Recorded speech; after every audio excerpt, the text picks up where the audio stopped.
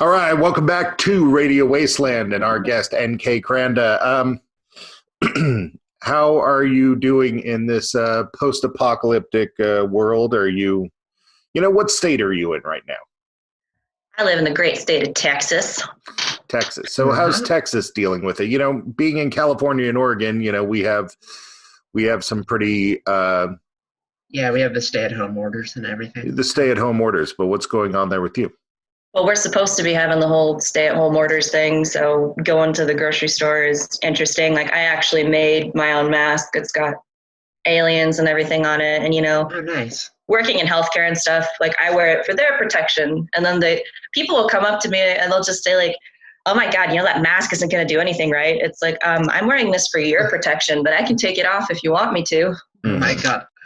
And also having asthma and allergies, I have a dry cough year-round anyway, but if I cough in a grocery store, everyone's like, dramatic look. Oh, yeah, me too. I smoked for years, and I don't think I'll ever get over the cough. It's like it's just so every time I'm out, which isn't very often, I've been following the rules pretty well, but every time I'm out, I'm thinking, oh God, But I can't believe people actually come up to you and say something to you about your mask. That's incredibly rude. What's their problem? I don't know. Didn't their mom teach them no manners? I just want my Fruit Loops, man. Get out of my face. Right, yeah, totally. A sentiment we can all identify with. So your focus seems to have changed here a little bit over the past. It's been about a year since we had you on, and did I make it on? What? I know we planned something, and then I think we had to reschedule. I think this is my first time. Huh. Well, I'll edit that out. I have no memory of you being on, but I missed a few. So I remember trying to work it out, but you see. First off, I'll talk a little bit about you. You seem to have a lot of interests across the board as I was Facebook stalking you. So why the main focus on UFOs when you seem to have interest in cryptids and what was it? There's a lot of I don't think witchcraft was the word. There's just a lot of stuff represented there. So why focus on UFOs? Yeah. I have a huge range of esoteric interests and studies. I think I just ended up starting with UFOs. It was just the place that I started. I ended up volunteering as a secretary for a local MUFON chapter. That's how we met our mutual friend, William Pullen. I get to see him in the face and touch him. Hello, Angel Face. How are you? I actually went through the motions of becoming like a trained field investigator. I read the manual. Like I did the whole 9 yards. I think it's just where I began. And then I ended up separating from MUFON and moving away from them and then doing my own private project of experiencer research and preservation. So I'm happy that I have those connections because I got to meet some really wonderful people like Peter Robbins and Earl Grey Anderson and William. And at the same time, I was like, here's a really fantastic repertoire of what not to do when you're talking to people that have huge potential trauma. So thank you, MUFON. I'm good. I think I'm a lot happier where I am now. But I do everything from UFOs to cryptids. People contact me with paranormal experiences. And most of the time, it's a mixed bag when they talk to me. So it's necessary to have that knowledge in so many different areas, especially when, a couple months from now, I was supposed to do like a dying declaration preservation for one of the last Hopi elders on the whole reservation. So, I don't know. UFOs are cool. I like them, but it's not my whole bag. Right. Well, this the dying declaration kind of fits in with the experiences, the abductee experiences, and the sighting experiences. When people take that, you're talking about we can translate MUFON to just bureaucracy in general. I mean, this, of course, is going to happen anytime that there's some kind of bureaucracy. Do you have a set list of questions, a set list of things that you collect from them to get the data, or do you just try to get it all in the hopes that somebody else will figure out the data, or maybe that you will later? No, and it's very important that I do that because so many MUFON investigators are leading and shaping that interview when they have a preset list of questions. So that's how I started, but I trained myself out of it to just begin a conversation, ripped it off from Julie Andrews. Let's start at the beginning, a very good place to start. And then that is where they can take off. Like maybe they'll start in childhood, maybe they'll start in high school, maybe they'll start out with a near-death experience. And then as they're talking, I can kind of ask questions for additional information about this, but you don't want to stop their flow too much because then they may get caught up on something and forget about other things. I also interview a ton of can you tell I'm from California? I also interview, the elderly. I interview a lot of veterans that are like on their deathbed. I really enjoy doing dying declarations. So sometimes they'll just take off like a shot and you got to nod and show affirmative listening and just let them go. But I don't have a preset list of questions. As far as the research part, after I get their story down, then we can kind of walk back through it and I can ask them questions for understanding and also to help out with my research and a couple of my other researcher friends as well, so that we can get those markers together. Right. Yeah. Sort of the impression I've gotten from MUFON sometimes is that they're an organization that's really wants the trappings of scientific rigor because their legitimacy is so often questioned, as with every UFO organization. So I imagine that the set list of questions and everything, it's all just we have a process. And that's what's so wonderful about being a preservationist is that you get to remove yourself from that investigative bind. And I have some really wonderful investigators. William Pullen and I are going to talk this weekend. I had a person contact me for a preservation, but they also had a ton of questions. And I'm like, well, I have a whole bunch of colleagues that I'd love to kind of bring in on this. And then they can do their own separate interviews, or they can look at this testimony from a completely different angle than I can. And it just makes it a much more full, multifaceted, scientific and logical, and also empathetic, where I come into it. I'm really excited for that this weekend.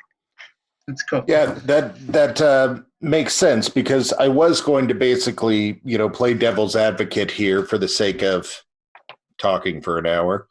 And that is that, in order for science to happen, there has to be metrics, there has to be stuff, there has to be provable stuff, or at least anecdotal stuff. But then you use the word to refer yourself as a preservationist as opposed to a investigator. And now on an anthropological level, I see a huge amount of importance to that as well. So I totally get where this is coming. Now, I've heard these complaints about these groups that collect this data, and I have no connection with any of them, so I don't know how I feel about it. But I do feel that there has to be some sort of collection of anecdotal knowledge to get the larger science community to even give a damn, because they really historically haven't much, and they're starting to a little more. That's happening, but I guess the argument could be made that the collection of the stories and the preservationist aspect is part of what's getting them there as well. I think there's a big power to hearing that person's story. How many of these people that you collect their stories, do they mind you sharing them, or do you file them away in a locker to never be seen again? Or please edit out all of my uhs. I'm so tired. Some of them are open to sharing. They're like, I want to get this out there. And I think a lot of it is that they've had that pain for so long of this weird thing happened to me and I can't talk about it. I can't tell my teachers about it. I can't tell my wife about it. I could lose my job. They'll probably send me to a mental institution. A lot of them that come to me now, they're like, look, this is my story. I want it out there. I want people to know that they're not as alone as they think they are. So those are really empowering emotional preservations that I do. And a lot of them, I've walked through them with me, like on Mad Scientist podcast with Chris Cogswell. I took an experiencer, Kyle, with me so that he could tell his own story with his own voice. That was a pretty powerful couple of episodes. He had been through everything from a serious near-death experience as a kid where it was extremely traumatic to seeing a UFO in his yard to actually waking up outside of his house in his parents' back 40. They thought that he was sleepwalking, so they put double-keyed deadbolts on the doors. And he was much too young to be able to open and get up and out of windows. So he said he would just wake up in the woods and run back to his house, just screaming and pounding on the doors for his parents to let him in.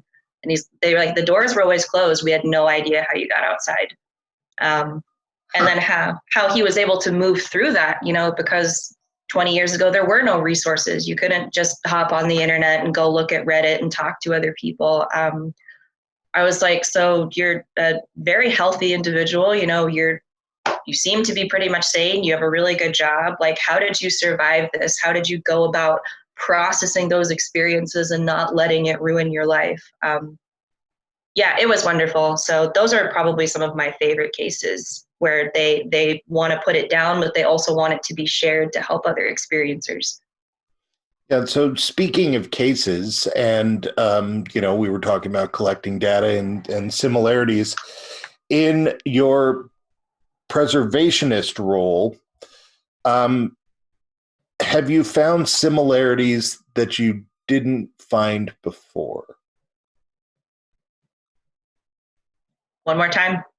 In the preservationist role, you're taking their large stories, and so you're getting a lot more information out of them other than the answering of the questions and the leading of the conversation. Have you found any similarities from doing it that way that maybe you wouldn't have seen before or wouldn't have been so obvious before? Are there these similarities that have stood out to you in people's stories at this point?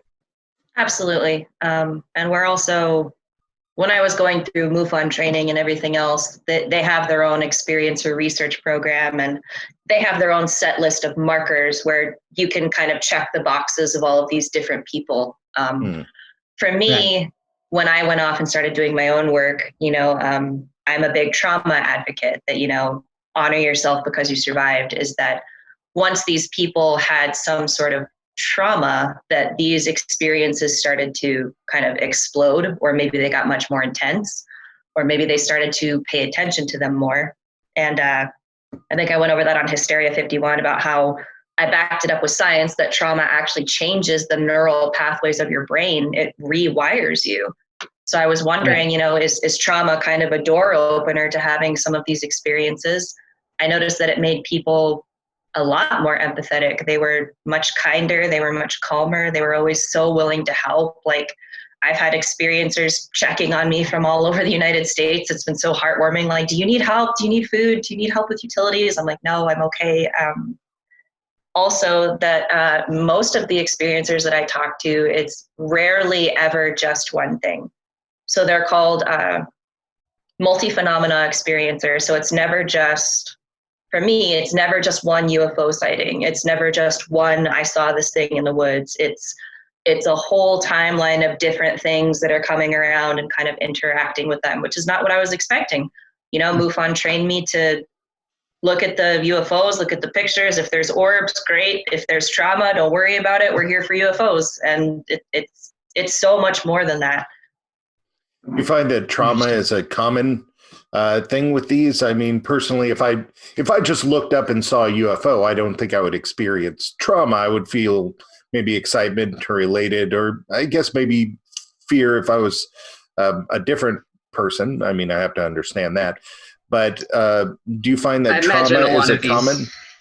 I imagine a lot of these people have experiences that are somewhat more than looking up and seeing a UFO. Yeah, that's what I'm getting at, because I mean, I'm sort of excluding that kind of experience.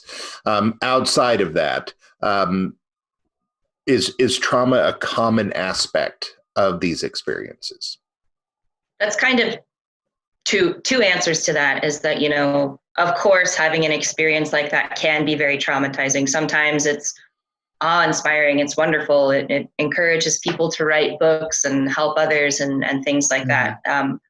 Other times when I talk about a traumatic event, that could be something that has happened in their childhood or a near-death experience. A lot of times I notice the activity picking up a lot during puberty, or when I interview kids. I'm one of the only people out there that will interview children. Is that who do we ignore the most in society? Kids and the elderly. Oh, you're just making stuff up. Oh, you're just doing it for attention. Hell, I ignore those two around my house. So it's, if you actually just sit down with one of them and just let them talk, and you know, they tell some pretty incredible stuff. And I've kept tabs on a couple of kids that I have interviewed when they were young, and when they got to puberty, their parents will tell me, like, yeah, this activity, like, it petered down. We thought it was just a one-time thing. It explodes again. So there's also that biological aspect of it. And then a lot of the times, you know, some people will say that something happened to them when they were 20. They were abducted, or they saw a cryptid out in the woods. And then when they're older and in their 70s and life is kind of starting to slow down and everything else, their activity will start picking up as well. I don't know. I don't know if it has to do with brain function. I don't know if it has to do with, you know, just when you're an adult, you're a lot busier. You have a lot more of your bandwidth being used up on reality and day-to-day things. But talking to kids and talking to the elderly is like my peanut butter and jelly. They're my favorite. You know, I was going to agree with the two things that you just said, because before puberty, I probably have about 5 or 6 strong memories. And in the last 10 years of having to work so hard and raise a family, I probably have about 10 or 12 strong memories, because those age brackets are either, you know, mentally squirrely because you're coming around, or mentally squirrely because you're working constantly, you know. So that definitely makes sense. But this raises the question. So if it's people now, we're going speculative. A lot of this is speculative. I know. The woo-woo happens now. If it's specific people and it's happening over courses of their time, you know, so the thought could either be, I'm a wilderness guy and I tag a buck or I tag a shark, and now I'm going to track it all over its lifespan because I want to know what's up with it. Or the argument could be that there is something special or specific about me that is causing this or bringing it on. And I'm guessing maybe that's where some of the trauma comes from in some of these situations. Have you thought of any, you know, the idea that it's them, that there's something specific about them that's bringing this on? Oh yeah. And there's a lot of them. And even if you just don't pull from MUFON, let's go to David Paulides, Missing 411. Do you know about him? No. Okay, big facts guy, retired police officer, does a huge amount of investigations for mysterious disappearances in national parks. It's a fantastic book series. I love it. I'm gonna meet David Paulides one day. I'm gonna meet him. Anyway. I think I've actually heard him on Coast to Coast. Yeah. Okay. So he has his own set of markers as to why these mysterious disappearances happen, who they happen to. And he not only figured out that they were clustered around certain places, but it was usually male, usually of Germanic descent. They were either extremely fit or had some kind of disability. And if it gets even creepier, because the kids that come back alive remember almost nothing. Whereas the kids that would be older, like an 8 or 9-year-old, a Boy Scout that got lost, he would be able to remember what happened and where he was the whole time. More often than not, the older children that go missing, just their remains are found. Yeah. Oh, that's and then freaky. And then there's a couple of very rare cases where the kids do remember, and the stuff that they talk about is just incredible. It's like, I'd have no idea how a 3 or 4-year-old could come up with that terrific of a story, especially when TV and radio wasn't even around back then. That was a Mount Shasta case. Oh. Do you have any examples that spring to mind? The Mount Shasta case was one of my favorites. Basically, he said that an old lady took him away from his parents. His parents didn't notice anything. She ended up making him go into a cave inside of the mountain. And he said she was just a robot. I don't know how to explain it, but the way that she was moving and there were sparks, like she wasn't a real person. She was a robot. She was just pretending to be a person. This kid is 3. And he can barely talk. Like, I don't think that he's coming up with like, this old lady took me. Right, yeah. So it ended, they found him. He's like, the lady took me to a bush and she said, wait here and they will find you. Now, this place had been torn apart by search and rescue. They had dogs. They had people out there looking for him. Like, if he was just hiding in a bush, they would have found him. So this kid went missing from his parents, was gone for a considerable amount of time, came back alive and unharmed, and is telling a story about how a lady that was pretending to be a person but was actually a robot took him into a cave for a while. Yeah, it's like a cross between bizarre. It's like a cross between the Pied Piper and I Sing the Body Electric. It's like that is some profound storytelling for a 3-year-old, I think. Yeah. Yeah.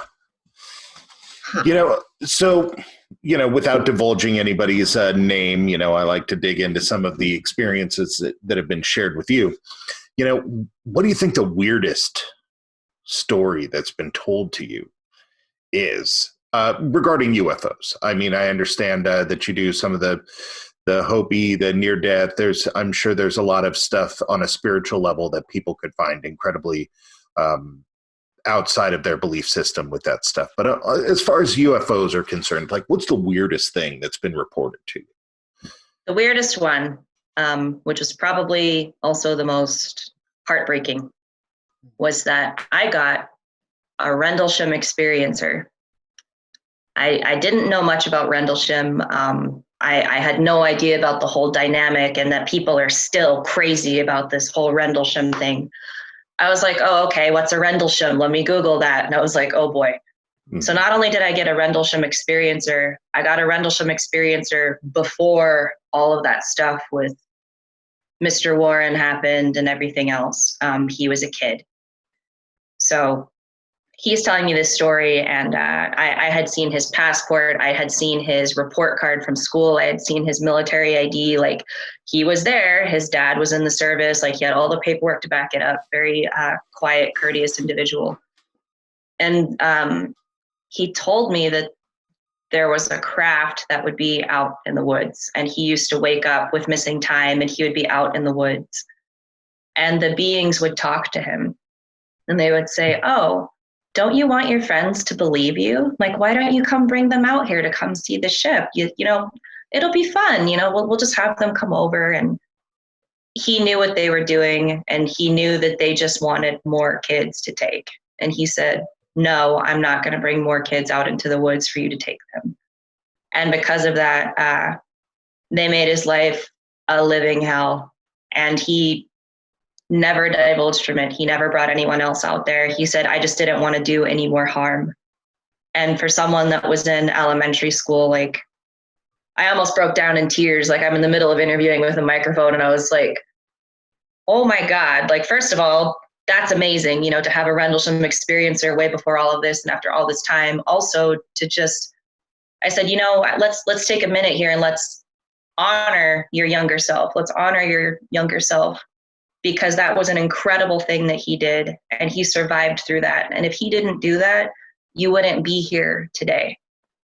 And just the survivor's guilt and the remorse, and also, that even though it was incredible to see this UFO and to be a part of that, and to have experienced the lighthouse and all of the orbs and all of the other activity, he had a tremendous amount of emotion and survivor's guilt about it.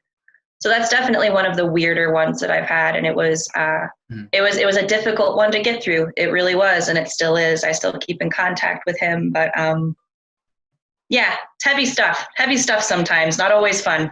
It is. Yeah. And I can't help but think, and it's a question I always ask every guest that we have that deals with anything outside of themselves.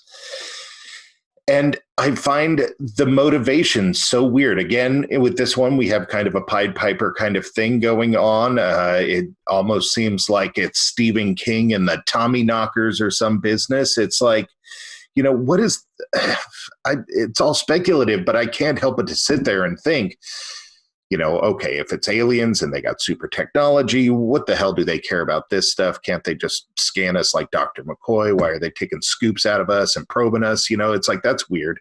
Why are they taking us? It's like, is it nefarious? I don't know. It's always the question for me on all of these things is always motivation and culture. I just don't get any of it. I mean, I guess there's not really a question there unless you have any speculation to throw in. It's a question that's asked to me pretty much every time I do a preservation of, why is this happening? Why are they doing this? What's going on?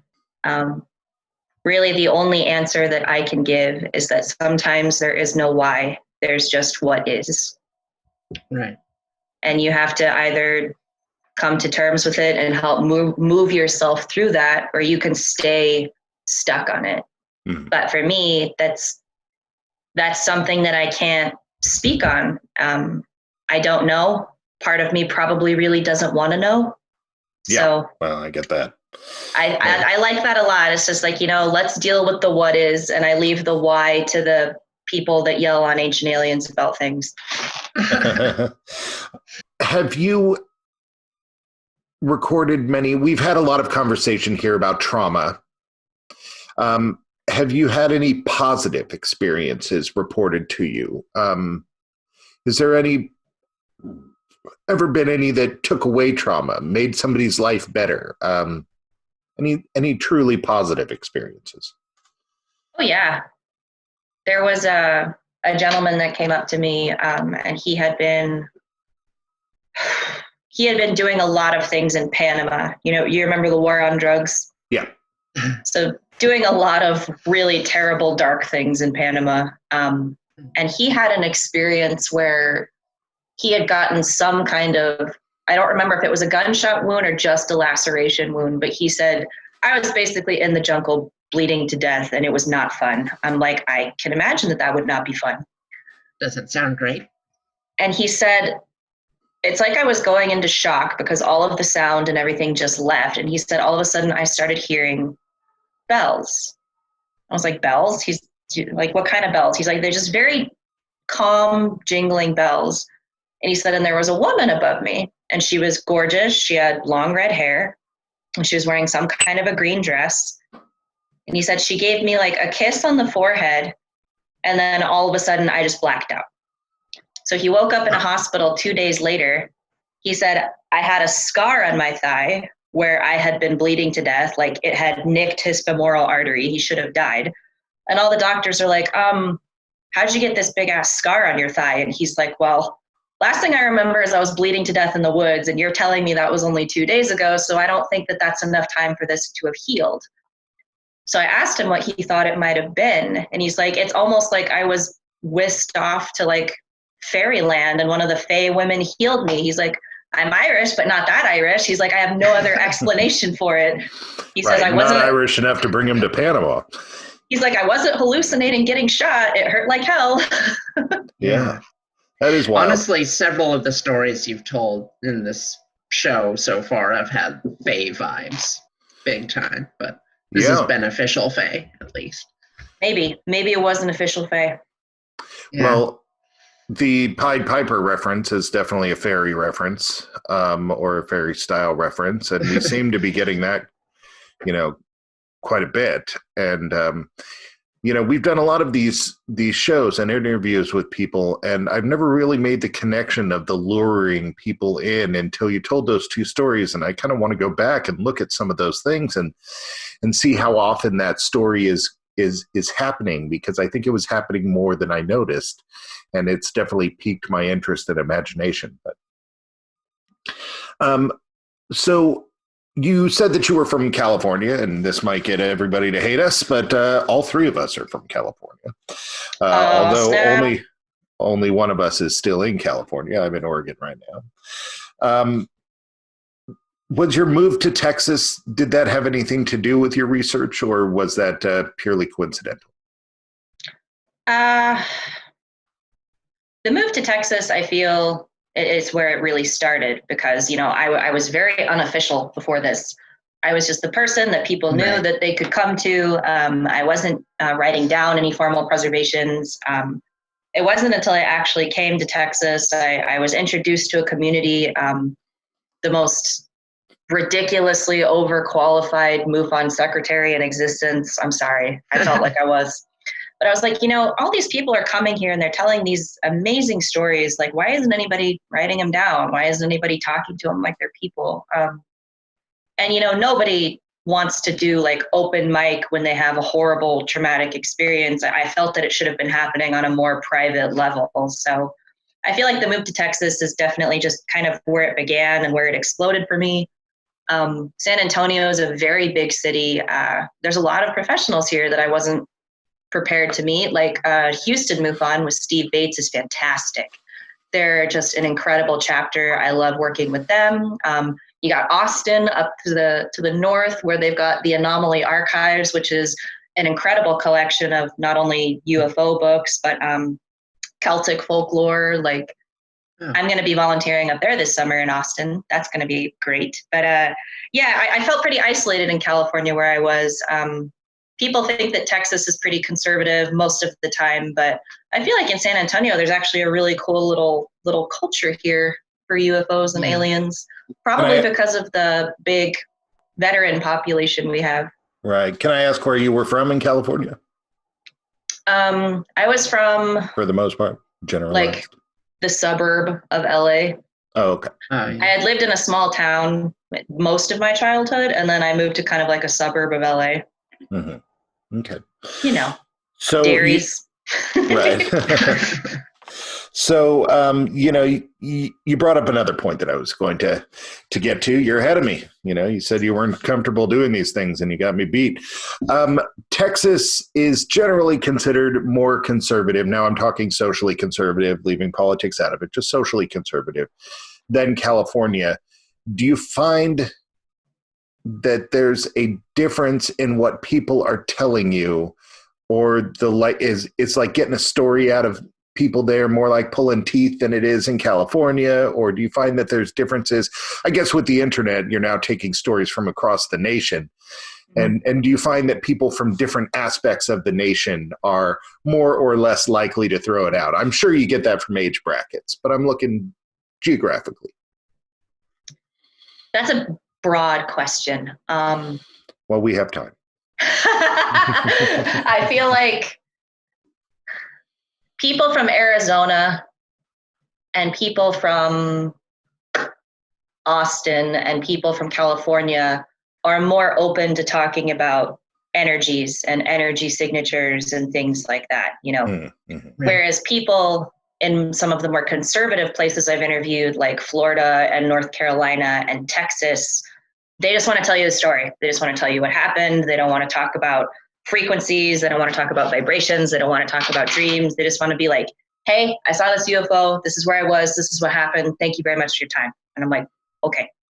Whereas a person from Austin will tell you, they'll be much, much more open to talking about it. I don't know if it's a situational thing. I don't know if it's nature versus nurture, but I think a lot of people are just worried about being labeled kooky or speculative or wee-woo or whatever the hell. I don't know. There's so many investigators out there that I just want to like bop in the nose. I'm like, can you just let people talk, please? It'll be okay. You'll get back there. That makes sense on two levels. Of course, on the spiritual level, it's at least here in California, Oregon, I'm not going to pretend to know anything about Texas, but at least here in California and Oregon, everybody has a family member that's kooky. Everybody has a family member that they consider to be the kooky one. That can, and of course, I'm talking from the angle of being not kooky. I'm a little kooky myself, but I'm saying the normies have those kooky family members. We're all experiencing that. I don't know if people. I think I might be the kooky family member. Yeah, I know. The black sheep. But I think you're right, and this might be an assumption on let's say Michigan, that everybody doesn't have at least a crazy aunt that can read their auras and heal them with a crystal or something like that. But that's very, very common here in California and Oregon. And so I get that on the spiritual level.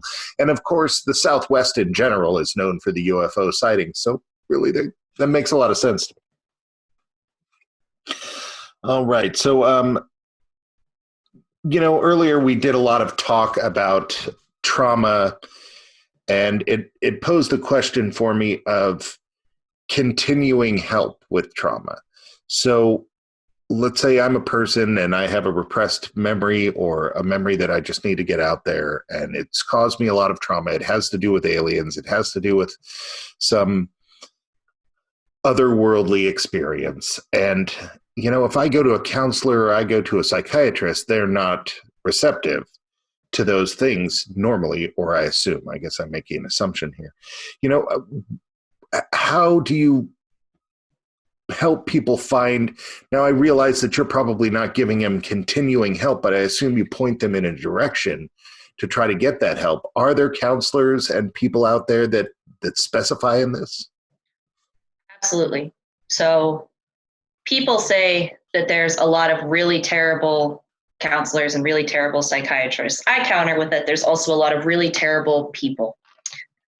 So these counselors, when you go in there, you can kind of test the waters and see if they're going to be open to discussing it, if they've done this type of thing before, or are they just going to kind of look at you and write down that you have paranoid delusions and so on and so forth. So I have a network of professionals that I refer people out to.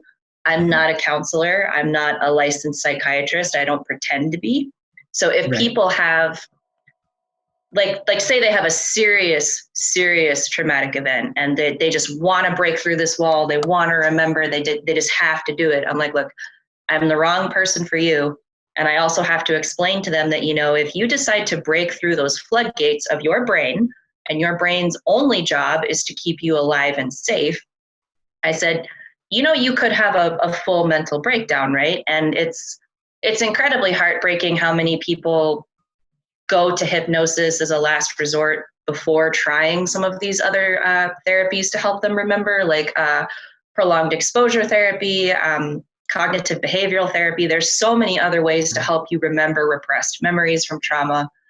And it sucks to say, but I've had preservation candidates that wanted to do that. I said no. A couple of other people I found out through the grapevine that they ended up going and having hypnosis done, and then that person had ended up not being able to handle it. The person that was doing the hypnosis was not a medical professional, had no way of knowing the signs of like, hey, this person is going through a serious decline, you need real medical help. And they ended up committing suicide. And there's so many more that I'm sure that I haven't heard of where these experiences do cause people to take their own life. So, if you need help, get serious help. Like if you've already come to terms with this, if you're okay, if you can function through your daily life and it's not bothering you that much, then I would encourage you to go forward with an investigation or with preservation or something like that. But you don't want to mess around with something as important as your brain. You really don't. It's not worth your life. Oh yeah. It's like my mother-in-law. My mother-in-law is a Christian, very Christian, to a fault. She's very Christian, and that's my own terrible mother-in-law / Christian sense of humor. And she has a counselor who is also Christian, and that helps her, because they can connect on their belief. If I were to have a Christian counselor, I don't think that I would feel that I connected with that person very well, or I might feel, or if a Christian person had a non-Christian counselor, they might look at that person's experiences as being delusional as opposed to being a religious experience. And so when these people go to counseling, Are there counselors who have had experiences or are true believers or at least receptive to the possibilities? You get where I'm going with this. Definitely. And any seasoned counselor out there that's been around and has experience, they've had experiences that they cannot explain. Like just going through a hospital at night, you can feel how weird it is just talking to EMT staff and stuff. If you come to a counselor and they're so close-minded that they don't even want to talk about that, please go find a different counselor. I promise that they're out there. There's been things where sometimes people find help in group counseling, and they have so many incredible phenomena, like they'll start having shared dreams. They'll start being able to remember each other's family members' names. Like, I've heard a lot of really incredible stories from professionals, and it's not to change the subject too much, but it's sad how far behind the United States is compared to spirituality and psychology and the way those things naturally intermesh, say like China or Japan. Mm-hmm. You know, one of my friends, she was a very close friend. I met her through the preservation project, but she actually ended up getting institutionalized by her family for a 72-hour watch. And she was completely fine. She was not having a mental break. She was just talking about this stuff for the first time. So the interns did not know what to do with her. So they ended up actually taking her to the head of medicine for that mental institution. And he's like, okay, like, I understand where you're going with this. I don't think that you're crazy. We're going to release you from your 72-hour hold. But the things that she was talking about, like vibrational frequencies and the way that she was moving through this and the way that her experiences were escalating, he said, you're going to have to pursue like Eastern medicine to find anything close to what you are looking for.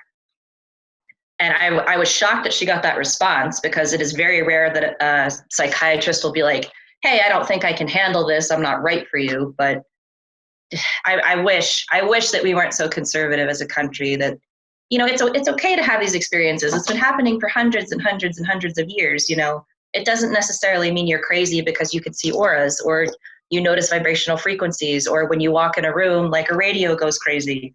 Right. That happens all the time.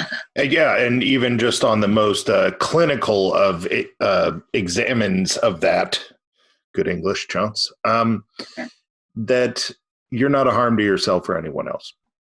Why would somebody be put in that situation that wasn't harming? I mean, believe me, if we could institutionalize people for being irritating, I would be the only one left on the damn planet. You know, it's like, that's not a good enough reason to institutionalize somebody. Correct. And so many people label this as attention-seeking behavior. So? These experiencers, just attention-seeking behavior. They're just bored. They're making shit up. And I'm like, so a true experiencer, one of these people that has been through the mill, like my Rendlesham experiencer, I'm like, nobody would want this. You would not want this happening in your life. It's immensely stressful and disruptive. Like, do you know how much they crave that they could just be normal and not have that thing happen to them? Right. Yeah. So every time I hear like, oh, that person's just attention seeking. They just want to get their face out on the radio and everything else. There's a lot of ways to get out there on the radio without saying that all these terrible things happen to you in the woods. Yes, I agree. I always find that to be an interesting, just huck around motivation that, they want to be famous. You know, I've met a lot of people in my life. A lot of them are doing stuff like you and I are doing. I don't think either of us really want to be famous. Sure. Would we like to make more money from what we're doing? Yes, I think everybody would say yes to that, because more than zero would be nice. But fame, I don't know. Fame is not a motivation that I've seen in a lot of people. I've only seen it in very, very few. Okay, well, we are coming up on the end here. So let's say people have had experiences and they want to find out more, or they want to share their story with you and get their story out there. How do they get in touch with you? I am on Facebook as NK Kranda. But also I have a Gmail, so preserveyourexperience@gmail.com. I'm very accessible. I usually return emails within 1 to 3 days. But one of the things that I'm looking for is I'm shifting focus from my preservation project right now And I'm actually shifting focus to a survival guide for experiencers, for people that are going through these things. And just, I have come across so many wonderful tools just to help you kind of cope, to help you process, to help you find the right counselor, even just how to start talking about these things. So I would really love it if some people could start reaching out to me saying, yes, I am an experiencer and this thing happened to me. This is how I survived it. This is how I put myself through the motions and got myself through it. This is how I got up in the morning. This is how I took care of my kids. There's a lot of really incredible survivors out there that go through these things. And I'm in the process of writing the book, but I would like to have more variety, because I've noticed throughout all of this research that it's really about families. It's not about the individual as much as I thought that it was. It's about people that, maybe they had experiences as a kid, they were able to move past it, but now that they have children, what do you do when your 6-year-old comes running into the room screaming that there's an owl outside their window and it won't go away? Yeah. It's incredibly frightening, and they just feel so isolated and so alone. And I'm hoping to put this book out there, not to make money, but to help people be like, hey, take it or leave it. If one story helped you, fantastic. If you got one tool from this, honor yourself because you survived. That's a tool. If you survive it, you get to define it. That's another tool. And I've got some really wonderful writers in my experiencers, and I just want to get it out there. So if you have a story or if you have an experience, you just want to say hi, preserveyourexperience@gmail.com. Come talk to me. I'll say hi. Awesome. All right. Well, you've been listening to NK Kranda here on Radio Wasteland. You want to find out more about her? Look up NK Kranda on Facebook or preserveyourexperience@gmail.com. All this information will also be available at radiowasteland.us. And until next time, thank you for being on the show. Thank you.